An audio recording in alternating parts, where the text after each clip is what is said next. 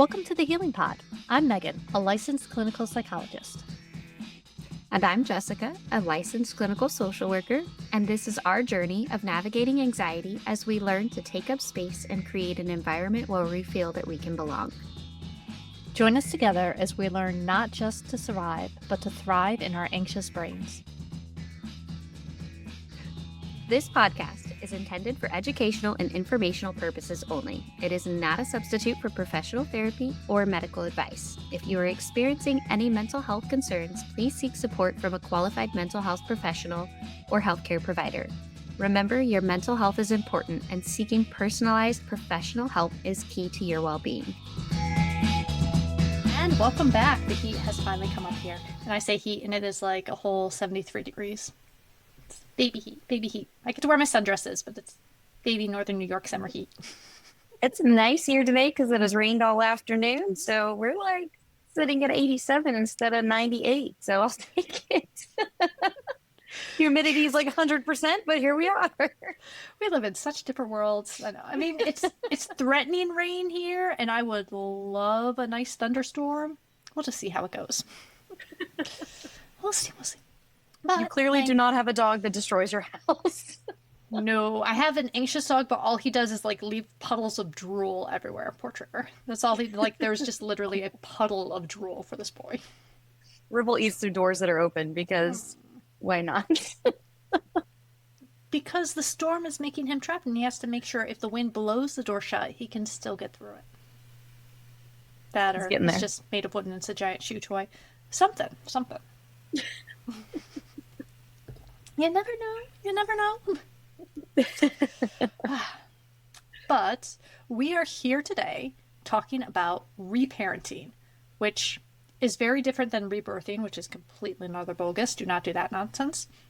And is different than kind of the nice social media, oh, you weren't parented enough, buy yourself a teddy bear and call it good. Like, it's a thing. It is a thing that is needed. And I think it is misunderstood a lot. What do you think about it? Yes, no, I completely agree. That is a big aspect of what I do and what I teach. So learning how to give yourself those real world skills and those things that you were never given as a child so that you can learn how to regulate yourself. And it's not just those inner childhood meditations, right? It's not just speak to that younger child in your body and bring him to you. No, we're going to actually teach ourselves those regulation skills and how to recognize what you were never given as a child and why you react the way you do. Yeah, I think when you look at like those inner child meditations, it's a very static, like, oh, hold your infant self and rock them to sleep. Comfort the toddler you that's crying. Like, it's a very set thing. And when we think about actual reparenting yourself, there's an entire spectrum of what are the lessons I learned, what are the lessons I missed. Of the lessons I learned, which ones are useful and which ones are an absolute crock of shit. How do I say no without spiraling? How do I make a doctor's appointment without rehearsing it in my head 6 times? We'll get that eventually. How do I let myself take a break? How do I consider myself as an actual human being with needs and not just as a tool to support everyone else? Yes. There's a lot of things we just kind of made up, especially from our early experiences, our early family, our early childhood, because we had a child's brain and we are constantly trying to make sense of the world and what rules do I have to follow? How do I fit in? How do I survive? How do I stay connected? So we make up these rules that aren't actually helpful to us in the bigger picture. They helped us survive at the moment, but then we come to adulthood and yeah, some things need some switching around, some changing up. Yes. And at that point, I'm sorry, it's on you. You're the adult. You got to do the adult work. I'm really, really sorry, but ain't no one doing it for you. But I don't want to. Cross your arms and stomp your foot and then take a deep breath and say, Jess, we got to do this. Fine. So it's a lot like choosing the adult you want to be and not the one you were modeled. Mm-hmm. Yes. And that's whatever your background is, whatever you came from, there's probably humans are human. There's going to be some good things, some bad things. No matter if it's like, oh, my family was awesome. Yeah, they probably did some stuff you didn't like. Or like, my family was absolutely horrible. Okay. Is there anything you can take from that and learn, good or bad? Do it this way, don't do it that way, whatever there is. And just paying attention to all the tiny little things that we didn't quite get. You know, like you were saying, like how do I say no without feeling like I'm upsetting everyone and that me saying no is actually not allowed, and because I said no they're going to be mad at me, and now I have to sit here and I'm going to say no, but I'm going to send you flowers afterwards and apologize deeply for saying no, because how dare I? How dare I do that? Get it together, man. Seriously. Yes, absolutely. Learning to build those routines, those boundaries, those adult skills.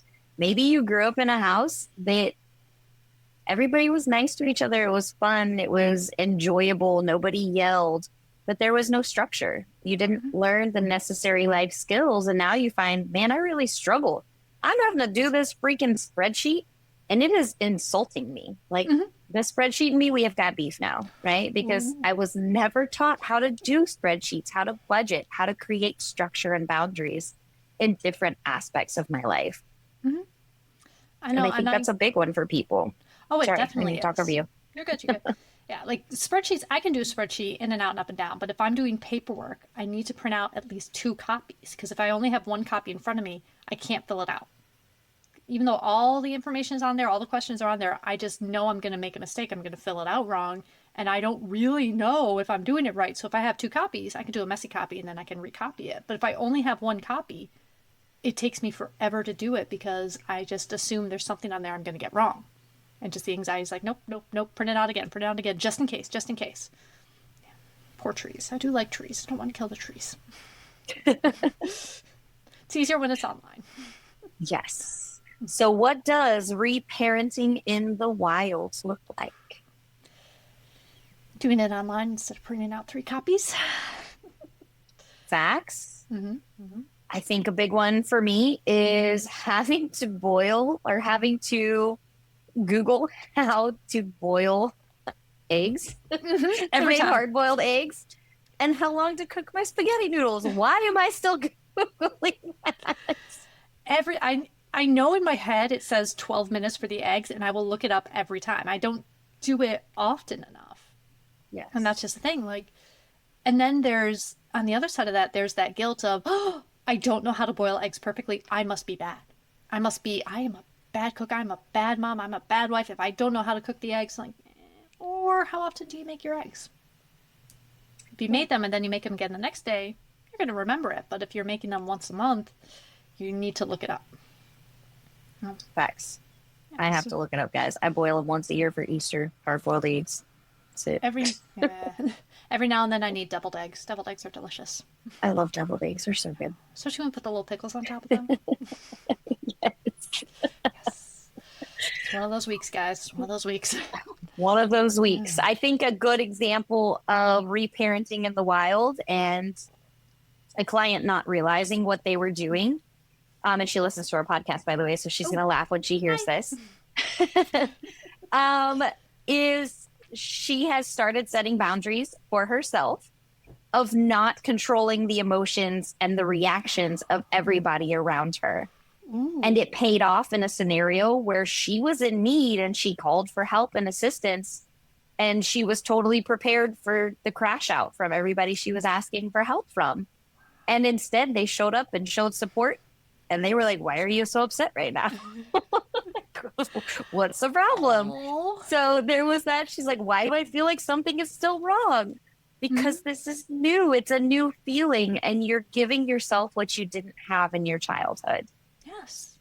And that's the biggest thing. It's not giving yourself the childhood wonder and experiences you didn't have. Like, wonder is amazing. You need it. Paying attention to the small things, finding the beauty in life, those give your life color. It's learning to wash your sheets and how often you should wash your sheets. Every Sunday, guys. Do it every Sunday. On Saturday, but yeah. Hanging up your towel after you shower. Get a towel warmer. It encourages you to hang up, and it's so much nicer. Oh man, I don't have anywhere to put a towel warmer in my house. It's too small. Yeah. Mine's attached to my wall. I love it. Yeah. Or I was talking with a client today, and they're actually starting this process. They are a very young adult, but they're starting this process because they just moved back in with one parent that is functionally a teenager as well. So we have this very, very young adult, and we have a adult, functionally a teenager, and we're talking through, all right, how do you make chores easier? You're disgusted by your floor. How do we get a schedule for sweeping? You're annoyed that garbage is getting left anywhere.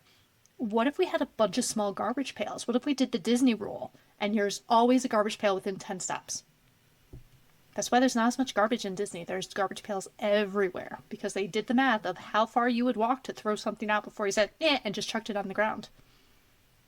Yeah, people are still throwing it on the ground there. It's so rude. It really is. There were signs involved, people. Use the trash cans. Come on. Now we need them every 5 steps. Jeez. Apparently. We got lazier. But it is. It's little things like that. It's reassessing the system and changing it to work for you while paying attention to hygiene, to health, to emotional well-being, to physical well-being. You know, how often are you drinking water? What time are you going to bed? Are you getting yourself on a regular schedule? Do you eat food that makes you feel good, or do you just eat food because it tastes good and then you wonder why you feel like crud all the time? So many things there. Checking your bank account before making a purchase and letting yourself know, okay, I'm safe to make this purchase. Mm-hmm. That's a big change versus maybe you had a childhood where you would go through the checkout and you guys would have to walk away with no groceries. And that embarrassment, even as a child, sticks with you. Mm-hmm. So if you are that person that checks your bank account and you whisper, I'm safe, that's okay. Yeah. For us, it's for a few of us in the family, it's the gas tank. So I love you, Mom. Hi. She would have this bad habit of we would get in the car and oops, we need gas. And there's been times where you just coast the car as far as you can go to get back and get the gas can because we're going to need that. So a couple of us in the family might be a little bit anal about we're down to a quarter of a tank. When do we have to get gas?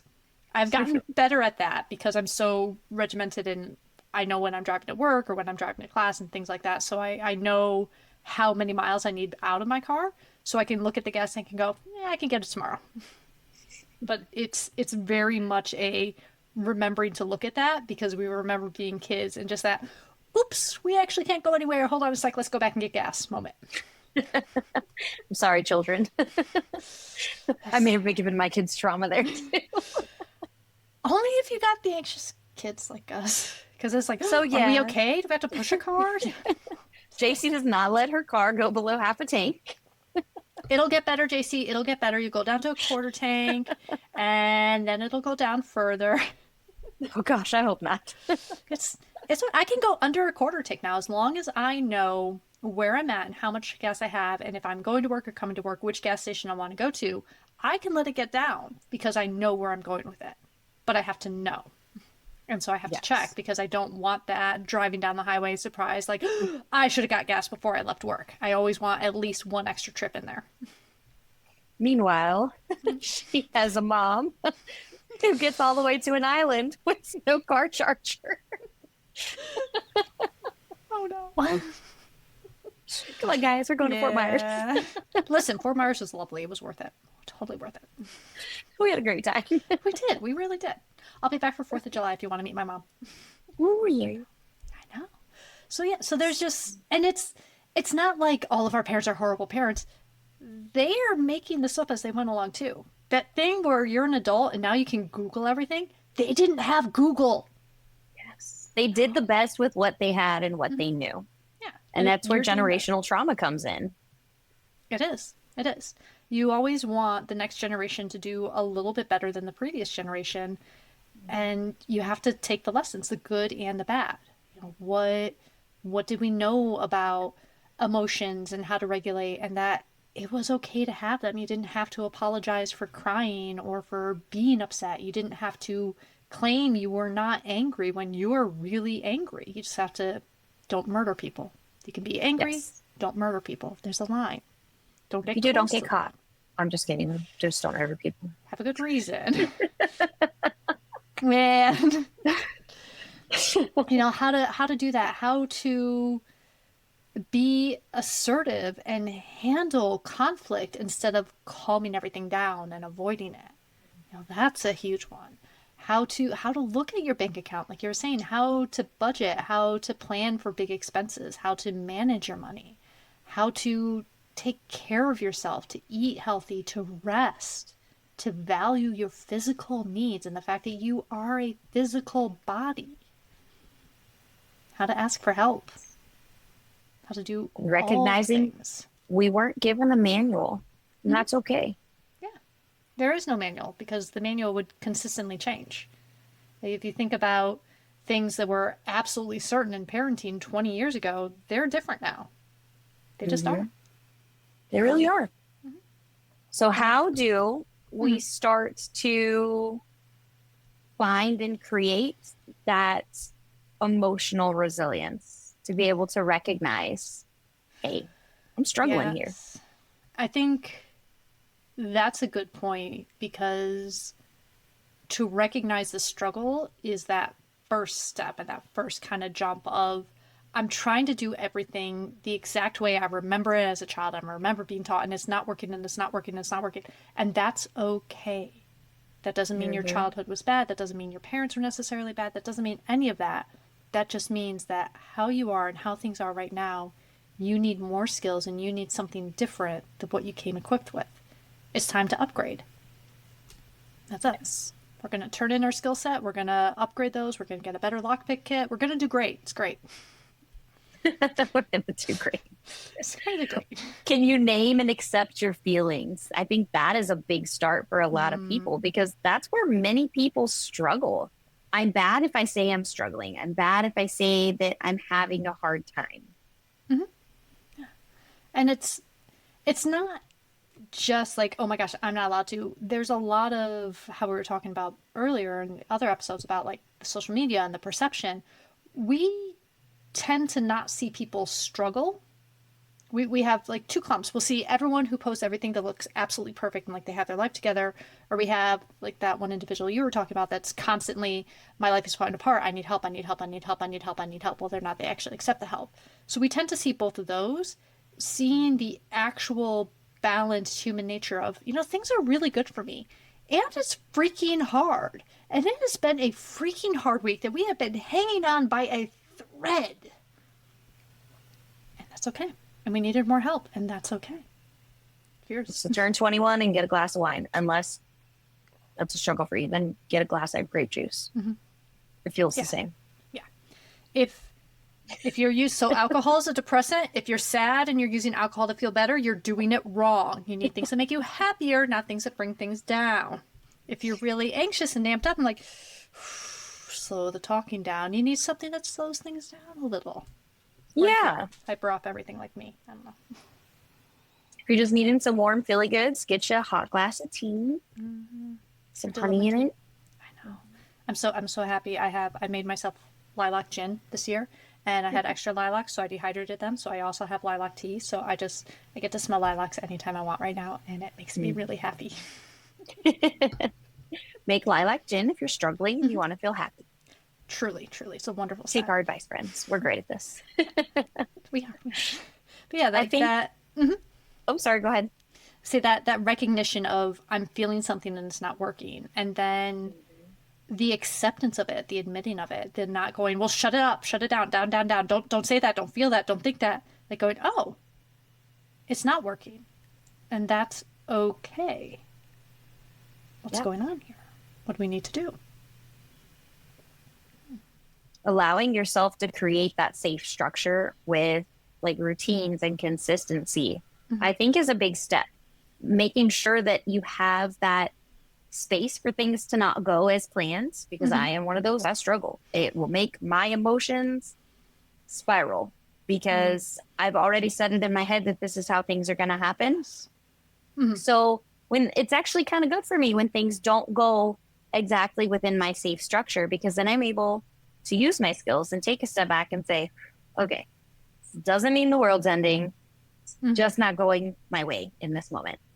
So take a step back and restructure those routines but then you have that routine to get back to once you are at that safe level. Mm-hmm. Yeah, and like I get that feeling a lot, so I've gotten better at it. But that would be a thing, like no, I don't know, a few years ago, in case it was working with other people, she went to a Christmas party with her sister, and she's like, "Okay, I will be home early." I'm like, okay, okay. She didn't come home early because she ended up actually having a good time and sitting there and chatting with people and enjoying her time out with, I think it was like some groomer event or something like that, which makes perfect and complete sense. But my head said, she said she'd be home early and she's not home. And she's not home. And I wouldn't let myself do anything because she said she'd be home early. She might come home. And so I can't move. And so I just sat there making myself miserable for no good reason instead of just like texting her like, "Hey, you said you'd be home early, but clearly you're having fun. Should I plan on you? What's the plan?" Like, I didn't text her. I just sat there assuming that if I asked her, that would be bad of me. And she was supposed to show up, so she totally would show up even though she hadn't said she was coming home yet. And why? Versus just saying, "Okay, she is, going out to this known function. I'm going to do something to take care of me. I'm going to enjoy my evening. I'm going to do literally anything that I want to do and be okay with that time and not just be a refrigerator light waiting for my wife to come back home so that I can go back to being useful." Yeah, I've gotten better. Less expectations helps. But that My brain wandered, and is all that I got out of that was I get turned on when my wife comes home. secondary version of the refrigerator light, that works. I mean, how much wine have you been drinking? Not enough yet. Yeah, but like being able to set a structure and being able to say, my structure is unreasonable because it's being set in my head and I haven't talked to people, or I'm not asking, or I'm unwilling to adjust it if something does change. Yeah. We need that flexibility, but we need to have the communication for it. So being able to build that in, being able to say, how am I and what do I need today? I'm capable, but I don't have to carry it all. Mm-hmm. So I absolutely can do all of these things on my own, and I will pay for it physically later or emotionally later. And is that price worth it? Yeah. I feel like sometimes that the most radical thing that you can do is say to yourself, "Hey, you're allowed to mess up and you're still lovable." Mm-hmm. Me, not so much, but you are. You're and very that's lovable. Reparenting. You're very lovable. Shut your nonsense. And I'm still reparenting myself, guys. We're working on that. And I know, like, when I work on this with clients, there's this like internal family systems edge that gets kind of mixed in a lot because it's what age missed the lesson, what age is reacting right now, where are you at, what part of you is clinging to this thing that they truly believe is helping you, and how do we talk to that piece and help them move to the next stage? Can we blend your toddler self with your school age self? Can we get them to mature at those levels? Because there's little breaks and little things we missed at all these stages. How would Absolutely. you actually address it? How would you want to teach the lesson this time around? Now that you know more, now that you've experienced more, now that the world has advanced more and has taught us more, what would you do different? Maybe a writing assignment for all of you listening to us. What would you do different? And what age of you is acting out? It's usually my teenager, me. Very stubborn. Me too. So I was talking about that with, I don't even know who I was talking to today. But we were talking about that, about the parts of us that kind of need that reparenting, right? Mm-hmm. And of course, it was a client, because now I remember they kind of brought it back to me. Well, what part of you needed reparenting or needs reparenting? I'm like, damn it, this isn't about me. Leave me alone. But it really comes down to, for me, it's my teenage self, right? Because I was never truly a teenager. I got pregnant at 15. I was a mom by 16. I was married at 16. So that age gap there, I was never a teenager. I was an early teen making bad teen choices, but I wasn't like a full teenager experiencing what I'm watching my kids experience now. Mm-hmm. And it's not like I want to go back and really have zero desire to go back to high school friends. I did graduate high school, I just did it online. But there is that piece I think that is missing of the experiencing just truly being allowed to make mistakes and it not impacting your entire world. Yes. Whereas my mistakes could have impacted tiny humans' worlds. So I had to grow up very quickly. So I think that was a big piece of me that was missing. Yeah, and it's whenever you miss a big piece like that, you do go back to it. Like my that was a weird word. Like me in my college years, like my early college years, I was so anxious and overwhelmed and trying to figure out different things about like my moods and how I function and stuff like that. That I went to this great little tiny Christian college. It was awesome. Didn't act out, didn't do anything. I was too much of a nervous wreck. All I did was study. And then I hit my internship year, and Keith, who we all met and we love Keith, taught me to enjoy beer. And I did my first keg stand, and it was great. Like, there's just these things that if you don't do them, you will go through them later. You will need to learn your tolerance, and that keg stands are not a thing you can do and stay upright afterwards with. You need to learn some things that you only learn through experience. And if you don't do it, you'll come back to it until you learn that lesson because it's a life lesson. How do you regulate your intake? How do you regulate your emotions? How do you regulate your relationships? How do you know, structure yourself? How do you structure your day? How do you get things done that you need to get done and take care of yourself in ways you need to take care of yourself? And you will keep coming back to this over and over and over until you figure out what you need to do with it. Yeah, absolutely. Yeah. So maybe some practical reparenting tools. I think you gave a really good one with the feelings check-in and, soothing it instead of shaming it, right? Like, what would I say to 10-year-old me right now? How would I bring this back around? What would I do differently? And another one is going back to those habits, right? Like, Yes. what can we do to keep me from feeling drained? I am like I said, I'm a very routine person. I do the exact same thing. You know where to find me at what section of the day when I get out of bed. First thing I do is I take my dogs out and I stand out there with them because why not? Yeah. I'm like, all right, go potty, guys. I'm gonna be here and I'm gonna talk to you because I like when people talk to me when I go potty. I'm just kidding. Don't do that to me. I'll probably be weirded out. You can tell she has kids. And then I go straight to my coffee pot, or in my case, it's an electric kettle, right? Because I drink mushroom coffee. But I turn that on, and then I make the toddler's breakfast. And it is in that circle that I do things. And if anything gets thrown out for me, like something, I wake up late, I didn't get the dogs out on time, like whatever the case is, I am a spirally panicky mess. And I have to remind myself, it's okay to ask for help. Something clearly got off track today. It doesn't mean I'm failing. I'm just doing it differently this morning, and that's okay. And now I'm going to move forward with intention so that I'm not beating myself up for one tiny little blip in my morning. Yeah. So I think with that, it takes it away from we're humans. We like our routines. We like our structure. We like the predictability. But it takes it out of the rigidity of it has to be this and this and this and looks at the overall whole. You're taking care of the dogs. You're taking care of yourself with your coffee. You're taking care of your kids. We need to make sure the touch points are hit. And once those are hit, we're okay. That is the goal of the structure, is giving us that way to say, I am doing the things I need to do, and I'm giving myself the space to breathe and do each of these things on purpose. So when it gets shifted, oh my gosh, am I not doing the things I need to do? Am I not breathing? Yeah, you're not breathing. Take that breath. What needs to get done?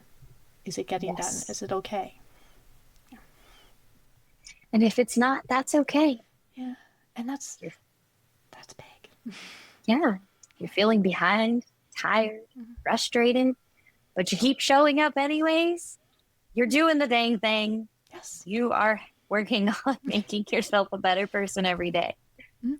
It needs to be okay to fail. I would call my mom in college and ask her if it was okay to fail my physics exam and still pull off an 85. Like, you need to, as you're reparenting, to have that type of interaction. Hey, if I'm not perfect, do I still love me? If I'm not perfect, am I still worthy of existing? Am I not perfect? Is that okay? Is it? Yes. Oh, okay. That's right. Sorry. Yes. Got off Yes. track. Yes. Yep. And it's and those are the ones where like taking that step back from yourself a little bit and using your name, talking to yourself like you're a friend or a child can give you that perspective better. Because if you're just saying, all right, self, is it okay if I don't do it? No, it's not okay if I don't do it. If you don't do it, it's perfectly fine. So if you take yourself and put yourself in that you position, you are more okay that you're not doing it. Like, it's okay if Megan fails. If I fail, it's really squiggly. But it's okay if Megan fails because she's a little bit over there.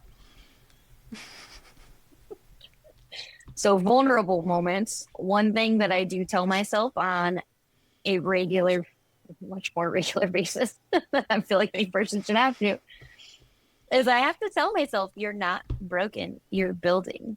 And I'm just taking it one tiny, messy, powerful step at a time Mm-hmm. because every step forward is movement. I love that you're not broken. You're building. This is not tearing down everything. This is we're remodeling your house. We're remodeling yourself. You Mhm. have these rules that are some faulty drywall that got put in, a little water damaged. It did the thing now, but now there's 12 layers of wallpaper on them that we don't need anymore. That is so outdated. We're going to strip it all off, get you some new drywall up, and get you a new coat of paint. Yep. And it's not, we're going to strip it off and you have no walls ever and you're never allowed a wall again. We're going to put something functional in its place.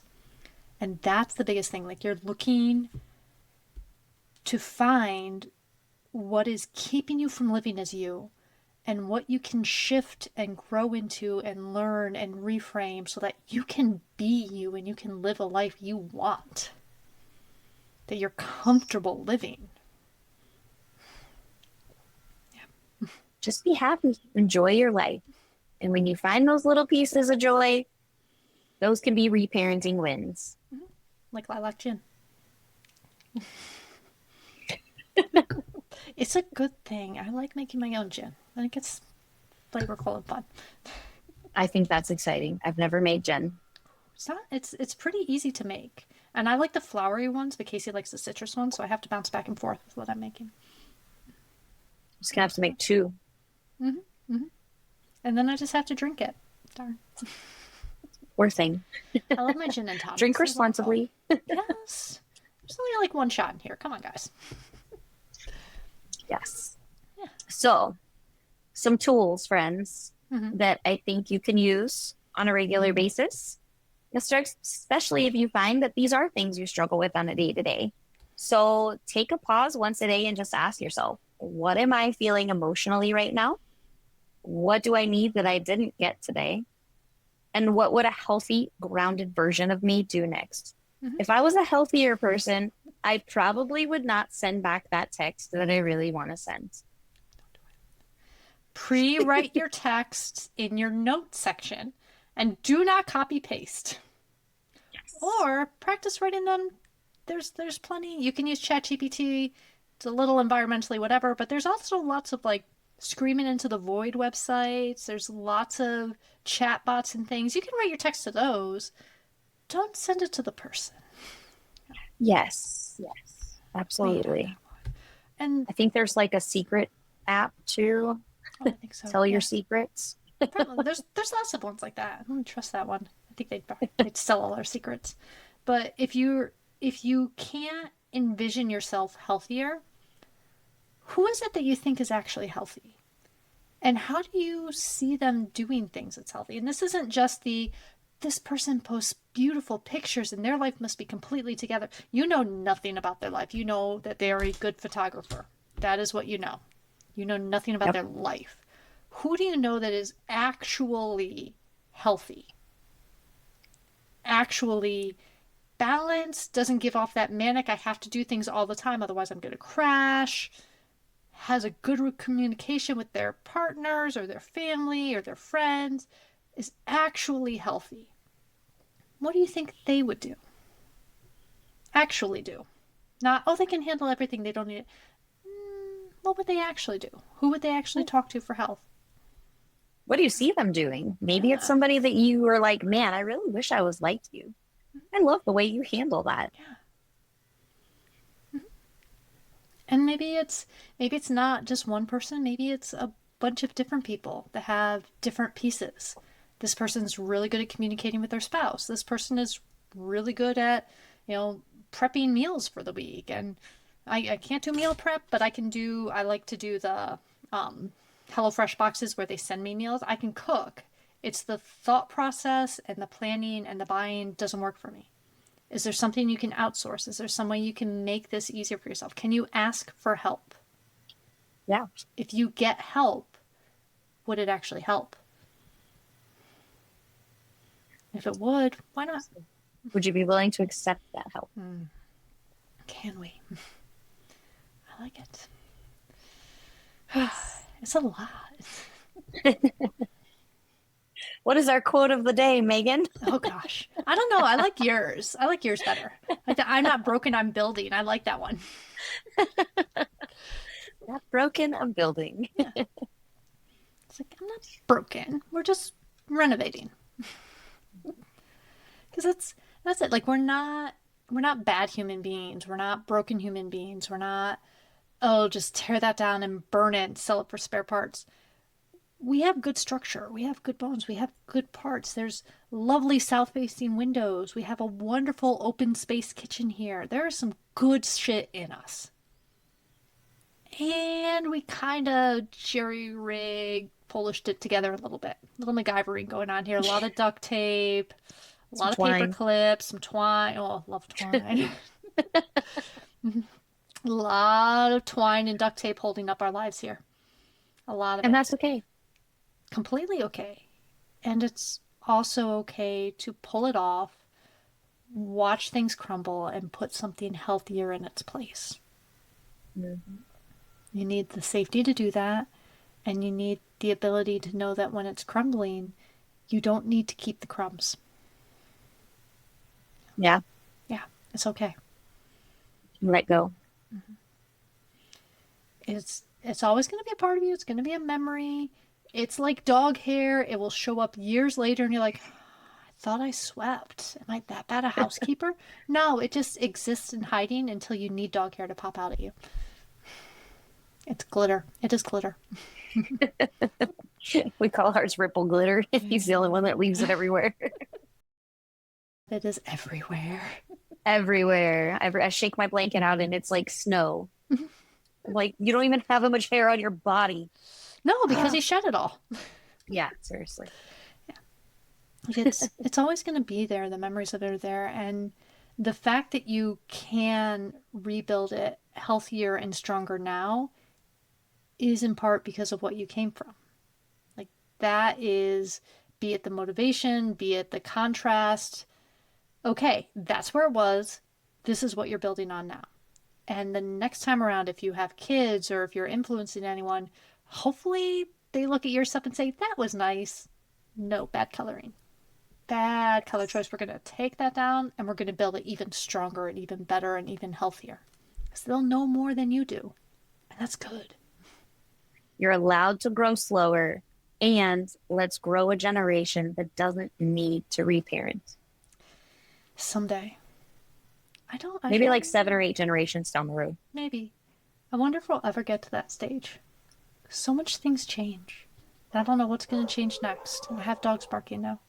I don't know if Uh-oh. you heard that. They're letting you know there's a serial killer in the house, and you're just here recording a podcast. Like it doesn't even matter. I have crochet and knitting needles on hand. I'm good.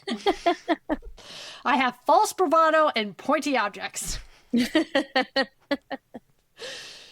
Okay, so that's fun. All right. Anything else you want to say on this, Jess? Reparenting is hard. It's beautiful and it's annoying and it's freeing and it's emotional and it's empowering and it's fucking frustrating, but it's totally worth it. It is. Because at the end of the day, you get to be an adult that you had a say in. You get to be a person you are proud of being, that you are okay with being. We'll get to proud. Let's start with okay, that you're okay being, and hopefully you will be proud of being that person someday. It is Pride Month. We all should have pride in being good human beings. Yes. Agree. Absolutely. Jess has all the fun quotes tonight. I love it. All right. Well, thank you everyone so much for joining us. If you found us once, you can find us again. We are online. Our podcast is on Spotify, Apple Podcasts, anywhere you can find us. You can see our lovely faces on YouTube.